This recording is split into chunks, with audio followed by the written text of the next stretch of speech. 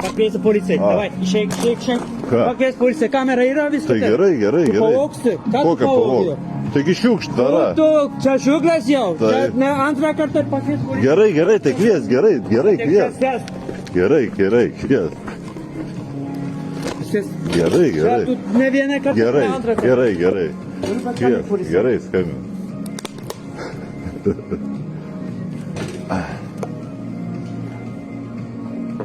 Čia mes kiek kartų tavęs? Gerai. Prašau? Tai gerai. Tu vagystas kas čia? Kokia čia vagystė? Dėl ko tu eini kioskį? Labadiena.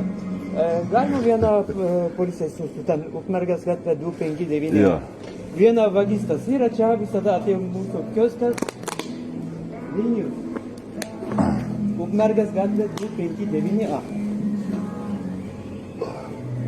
Nu, žmogus visada atėjo mūsų kioskelį, kažką pavogsiu visada. Taip, Benedikto turgus, taip. Kioskelė kažką, depozitus, viskas, kažką dar nežinau, kas jis pavogė. Ir visada atėjo mūsų kioskelį. Ten prie, ten aikštelė yra kioskelė.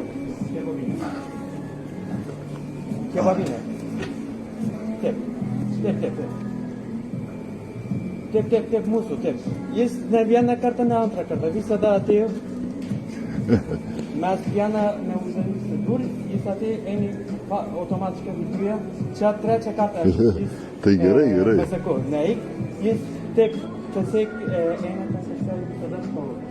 Ne, čia aš paliku, aš sakau, sėsk, niekur neik.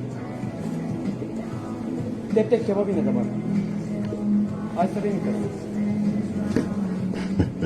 Prie Benedikto turgus įėjimas, pirma įėjimas.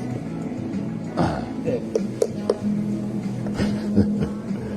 Ne, mes video dirbam šį metu, naktį mes dirbam lauke. Ne, aš pavogau, aš sakau, niekur neik. Aš čia, sakau, taip pavogėjau. Dabar, ką tik dabar? Taip. Mano vardas Alfonso. Pavardas. Jo, valandinis krenta, jo. Gerai.